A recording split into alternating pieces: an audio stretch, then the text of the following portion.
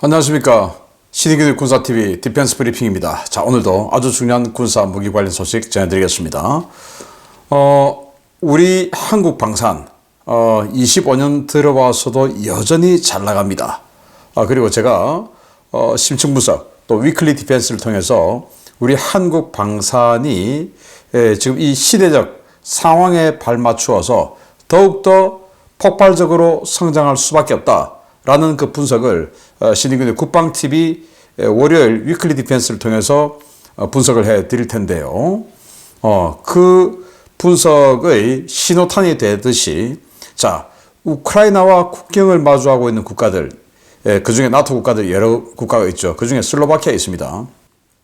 이 슬로바키아가 발등에 불이 떨어졌는지 갑자기 우리 K2 전차 사겠다고 나섰습니다. 그것도 104대나. 자, 그렇게 해서 지금 협상을 하고 있는 중인데, 우리 한국 방산 또 특히 그렇게 되면 우크라이나와 국경을 마주하고 있는 이 나토 국가들이 바로 폴란드, 슬로바키아, 루마니아 이렇게 되는데 전부 그냥 우리 K2 전차로 도배가 되게 되는데요. 어떤 내용인지 보도록 하겠습니다. 자, 5가지 단신 먼저 보겠습니다. 모로코는 알제리가 수호이 57 전투기 도입하니까 여기에 대응해서 F-35 전투기 도입을 추진하고 있다라는 소식부터, UAE는 튀르키예의 기술 지원을 받아서 BMP-3 보병 전투장갑차 개량에 착수한다라는 소식까지 보겠습니다. 첫 번째입니다. 알제리의 수호이 57 스텔스 전투기 도입이 확인되면서 모로코도 미국에서 F-35 전투기를 도입하는 방안을 추진하고 나섰습니다. 이스라엘이 강력한 지지를 표명함에 따라 가까운 시일 내에 미국 정부가 F-35 판매 승인을 내줄 것이라는 현지 보도가 나왔습니다. 슬로바키아가 우크라이나 기증을 위해 제작한 즈자나2 자주포가 우크라이나군 인도를 앞두고 실시한 최종 시험평가에서 폭발했습니다. 시험 사격 중 약실에서 포탄이 폭발하면서 2명이 중상을 입었는데, 슬로바키아는 해당 자주포 인도 절차를 중단하고 사고 원인 조사에 들어갔습니다. 극심한 차량 부족에 시달리고 있는 러시아가 최근 보급용으로 노새를 사용하기 시작했다는 보도 많이 보셨을 겁니다. 러시아가 아예 기동장비로 말을 보급해 전투는 물론 호송 임무에 투입하고 있다는 소식입니다. 이란이 러시아에서 인수한 야크-130 훈련기를 처음으로 공식 공개했습니다. 미국과 이스라엘의 이란 공습 가능성에 대비해 실시한 전투준비태세 점검 훈련인 줄피카르 1403 훈련에서 야크-130과 F-14, 미그-29가 함께 날아오르는 진풍경이 연출되었습니다. 이란은 야크-130을 수호이 35 전투기 조종사 교육은 물론 방공 임무에도 투입한다는 방침입니다. UAE 육군이 615대를 운영 중인 BMP-3 장갑차 성능 개량 사업에 착수했습니다. 해당 장갑차를 만든 러시아가 아닌 튀르키예와 손을 잡고 개량 사업을 진행하는데요. 이번 개량을 통해 UAE BMP-3는 무장과 사격 통제 장치, 파워트레인이 모두 튀르키예 제품으로 교체될 예정이라고 합니다. 네, F-35를 모로코가 사겠다. 왜냐? 바로 인접해 있는 동쪽 인접 국가죠. 알제리. 이 알제리는 모로코보다 영토도 거의 2배가량 넓고, 또 국민소득도 1인당 국민소득도 높고, 그리고 인구도 아주 더 많아요. 그런데 적국입니다. 여기 알제리는 친중, 친러시아 국가고 모로코는 친미, 친서방 국가예요. 그래서 이 모로코는 현재 이 F-16V 25대 신규 도입 중에 있는데, F-16V는 아주 성능이 우수하다 하더라도 결국 4.5세대 전투기죠. 그런데 알제리가 5세대 전투기를 도입한다. 수호이 57. 그러니까 이제 큰일 난 거죠. 그래서 우리도 그러면 스텔스 있어야 돼. 그래서 F-35 도입을 추진하는데, 여기에 이스라엘이 좀 도와주자 이렇게 나섰어요. 이스라엘이 그렇게 나서면 또 미국이 도와줄 가능성이 있죠. 그런데 이 이슬람 국가, 무슬림 국가에게 미국이 F-35를 판매하진 않았는데, 모로코가 아프리카 서쪽 끝에 있는 이 모로코가 F-35를 갖게 될지 좀 궁금하기도 한데, 아무튼 이 알제리가 14대의 수호이 57을 도입을 계약을 했어요. 여기에 맞춘 모로코의 F-35 도입. 근데 돈이 없는데 인구도 적고 국민소득도 엄청 낮고 그 모로코가 이 비싼 F-35를 도입할 수 있을까 기대가 됩니다. 자, 슬로바키아가 만든 지자나2 자주포입니다. 155mm 주포죠. 이 지자나2 자주포를 개전 초기부터 우크라이나가 한 20문 정도 받아갔어요. 그래서 지금 사용하고 있는데 다른 나라들이 슬로바키아에 돈을 줍니다. 그리고 슬로바키아가 이 지자나2를 생산해서 또 우크라이나에 넘겨줍니다. 넘겨주기 전에 최종 테스트를 하는 과정에서 이 포신이 폭발했어요. 아마 약실에서 뭔가 사고가 있었던 것 같은데, 그래서 이 2명의 포병이 중상을 입었는데 그렇게 해서 지금 인도가 스톱됐다라는 건데 좀 걱정되기도 하는데 빨리 문제 해결이 되어서 우크라이나로 넘어가기를 기대합니다. 자, 러시아가 이렇게 말 타고 갑니다. 자, 말이 좀 작네요.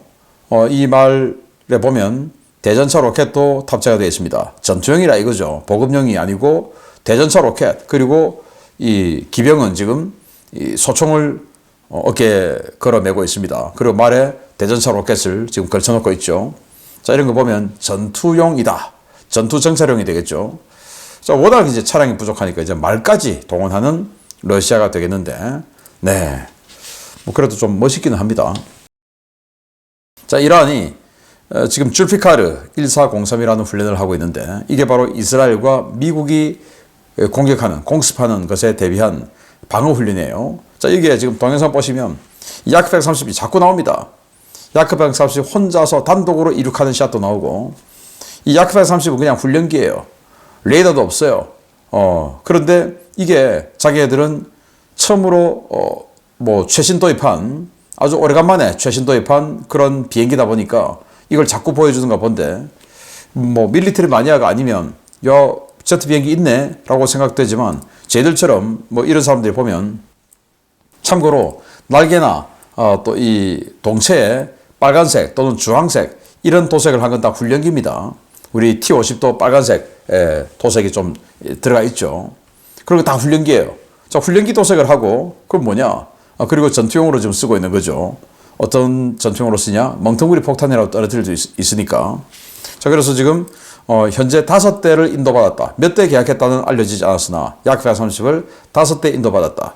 그리고 수호이 35 한 대를 지금 인도받아서 지금 기종 전환 훈련 교육에 들어갔다고 하는데, 그 수호이 35를 운용하기 위해서 양성하는 조종사 교육용으로 야크 130을 도입했는데 이거 가지고 또 공격 임무도 하겠다. 자, 그 말인데 레이더도 없는 거 가지고 우리 한국 공군으로 치면 T-50 가지고, FA-50이 아니고 전투용으로 만든 FA-50이 아니고 그냥 훈련용인 T-50 가지고 전투하겠다 이 말입니다. 자, UAE 육군이 이 BMP-3 보병 전투장갑차를 상당히 많이 가지고 있어요. 615대, 굉장히 많죠. UAE는 러시아와 군사교류를 많이 했습니다. 러시아의 판치르 같은 경우도 UAE가 돈을, 개발비를 대주고 만든 방공 무기죠. 그래서 이 BMP-3도 나올 때는 사실 뭐, 이야, 이건 뭐 진짜 화력 짱이고. 자, 여기 보시면 100mm 주포가 있어요. 100mm 주포. 그 옆에 또 막대기 하나 보이는데 이게 30mm 부포예요. 동축 기관포. 대부분의 이 보병 전투 장갑차들이 30mm 주포 하나만 있는데 여기는 100mm에 30mm가 또 있어요. 여기 또 뭔가 구멍이 보이죠? 여기 또 7.62mm 또 있어요. 이런 식으로 완전히 화력으로 그냥 도배를 한 그런 전투장갑차가 바로 BMP-3인데 이걸 615대. 그런데 지금 우크라이나 전쟁하는 거 보니까 이거 완전 꽝이다, 꽝. 방어력이 약하지. 보병 탈 수 없지. 뭐 100mm 포, 이게 또 현장에서 큰 또 효과도 없어요. 뭐 적전차를 파괴할 수 있는 것도 아니고. 자, 그래서 이 포탑을 개량할 것 같은데 러시아와 이 사업을 하면 미국이 제재를 받죠. 그래서 튀르키예와 협업을 한다고 하는데 아마 포탑도 그냥 싹 다 바꿔서 30mm 기관포 포탑을 얹지 않을까라는 생각이 드는데, 네, 그 정도 개량할 것 같으면 그냥 돈도 많은데 새 거 사지. 네, 그런 생각이 드네요. 자, 주요 소식. K2 전차를 슬로바키아가 산다라는 소식 보겠습니다. 폴란드가 820대 규모의 K2PL 전차 계약 체결을 미루고 있는 가운데 이 계약 체결 성사 가능성을 높여주는 변수가 나왔습니다. 독일제 전차 구매를 알아보던 슬로바키아가 K2PL 전차 도입을 추진하고 있다는 소식입니다. 슬로바키아가 폴란드와 전차, 장갑차, 방공무기 분야에서 전략적 협력을 대폭 확대하고 해당 분야 무기체계 공동 생산에 나서기로 합의했다고 공식 발표했습니다. 이번 공식 합의는 지난 2월 24일 바르샤바에서 열린 폴란드, 슬로바키아 국방장관 회담에서 나왔는데요. 코시니악 카미시 폴란드 국방장관과 로베르트 칼리나크 슬로바키아 국방장관은 합의 즉시 효력을 발휘하는 방산협력 합의서에 서명했습니다. 이에 따라 폴란드는 슬로바키아의 155mm 포탄 생산 기술을 이전받아 폴란드 현지에 포병용 탄약 공장을 설립하고 슬로바키아는 폴란드가 획득을 추진하고 있는 K2PL 전차와 로소막 보병 전투장갑차 공동 생산에 나서게 됩니다. 당초 슬로바키아는 독일제 중고 레오파르트2 A4 전차 인수를 계기로 독일과 레오파르트 A8 전차 도입을 논의해온 바 있는데요. 전차 가격이 지나치게 비싸고 납기 일정과 기술 이전 등의 조건도 맞지 않아 최소 104대 규모의 신형 전차 사업 후보 차종을 K2PL로 바꿨습니다. 장갑차 역시 스웨덴과 CV9035 마크4 152대 도입 계약을 체결하기는 했지만 이 장갑차가 지나치게 고가라는 지적에 따라 자국군이 도입 중인 파티리아 8륜 장갑차를 기반으로 개발된 폴란드의 로스막 장갑차의 변형을 공동으로 생산해 대량 도입하는 방안이 추진되고 있습니다. 슬로바키아가 K2PL 전차 도입을 추진함에 따라 동유럽의 K2 전차 도입국은 폴란드, 루마니아, 슬로바키아 3국으로 늘어나게 될 전망인데요. 트럼프발 유럽 안보 위기가 K방산에 생각지도 못한 수혜를 가져다 주는 것 같습니다. 네, 폴란드군이 사용하고 있는 K2 전차, 탕물에서 튀기고 나가는 모습이 정말 멋있습니다. 자, 폴란드가 이렇게 홍보를 잘해줍니다. 그러니까 폴란드 인접국이죠. 슬로바키아.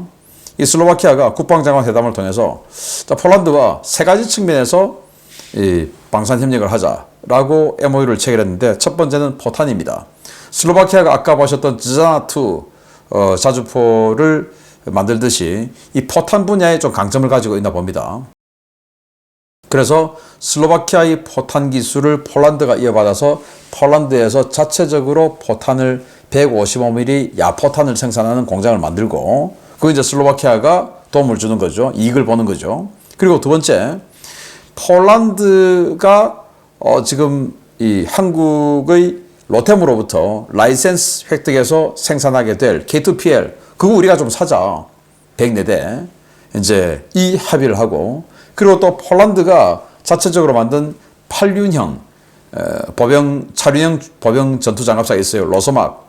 그 로소막도 좀 사서 이 슬로바키아가 현지 생산 좀 하자. 이렇게 서로 교환을 하는 이 회담을 해서 합의를 했습니다. 자, 슬로바키아는 T-72 전차를 가지고 있었어요. 과거 체코슬로바키아였었죠. 그게 이제 소련 해체로 동구권이 다 자주 독립을 하면서 체코슬로바키아가 체코와 슬로바키아로 분리가 되었습니다.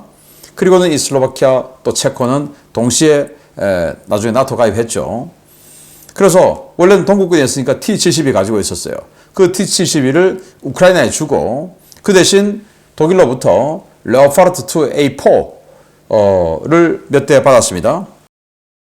그런데 독일은 그 레오파르트2 A4를 주면서 마중물로 줬죠. 바로 이 레오파르트 A8 이거를 이제 결국은 그 안보 수에 맞게끔 한 100대 넘게 도입해야 되니까 그 마중물로서 맛 좀 봐라. 그리고 운용 공통성이 좀 있으니까 그리고 이제 독일제 전차에 발을 들여다 놓으면 다른 뭐 미국제 전차나 이런 다른 거 쓰기가 애매하니까 독일제 전차를 쓸 거야. 이런 생각으로 아마 그 레오파르트 A4를 줬나 본데 그래서 원래 슬로바키아도 이 레오파르트 A8 하려고 했어요. 그런데 이 전차가 워낙 납기가 오래 걸리고 좀 슬로바키아 지금 급한데 우크라이나 휴전되면 어떻게 될지 모르니까 휴전되면 급한데 그래서 너무 오래 걸리고 또 너무 비싸요. 뭐 대당 600억씩 하니까 슬로바키아 입장에서는 이걸 대량 도입하기 너무 힘들다. 이런 생각을 하게 되어서 레오파르트 A4 12대 달랑 12대 받은 거 크게 발목이 잡혀서 이렇게 비싸고 오래 걸리는 레오파르트 A8 하면 안 되지. 아주 현명한 판단한 거죠. 그래서 이렇게 이제 K2 하겠다라는 건데, 지금 이 K2 GF 게필러 모습의 이 K2가 아니고 이제 완전히 그냥 폴란드가 와 한국의 로템이 협업해서 굉장히 멋지게 개량하는 K2PL 버전으로 사겠다라는 건데, 자, 루마니아도 54대 플러스 알파 지금 MOU 체결했죠. 자, 그러면 슬로바키아 또 이렇게 104대 K2PL, 그리고 폴란드 이제 1000대, 자, 이렇게 하는데, 아직 이 폴란드 정부가 이 K2PL 800대 계약을 안 했어요. 그런데 지금 폴란드 국방장관이 그 K2PL 계약도 안 해놓고 우리가 살게요. 우리에게 기술 이전해서 우리 현지 생산합시다. 라고 하는 저 합의를 한 것으로 와서 K2PL을 820대 폴란드가 반드시 도입하겠다라는 희망이 가는 거죠. 네, 아주 희망적인 소식입니다. 자, 그러면 우리 한국의 로템은 도대체 얻는 이익이 뭐냐? 자, 일단 로열티 받겠죠. 로열티 받고 이 중에서도 핵심 부품은 결국 로템에서 납품을 해야 되는 겁니다. 그래서 핵심 부품 납품, 그래서 이익을 얻고, 그리고 로열티, 뭐 대당 얼마의 로열티가 책정되는지 모르겠으나 로열티 이익 얻고 하는 이런 이익을 로템이 얻게 되겠다라는 생각이 들고, 계속 우리 한국 방산이 이 승승장구할 수밖에 없는데, 그 이유를 월요일 국방TV의 위클리 디펜스를 통해서 그 이유를 설명해 드리는 시간을 가지도록 하겠습니다. 기대해 주십시오. 마치겠습니다. 감사합니다.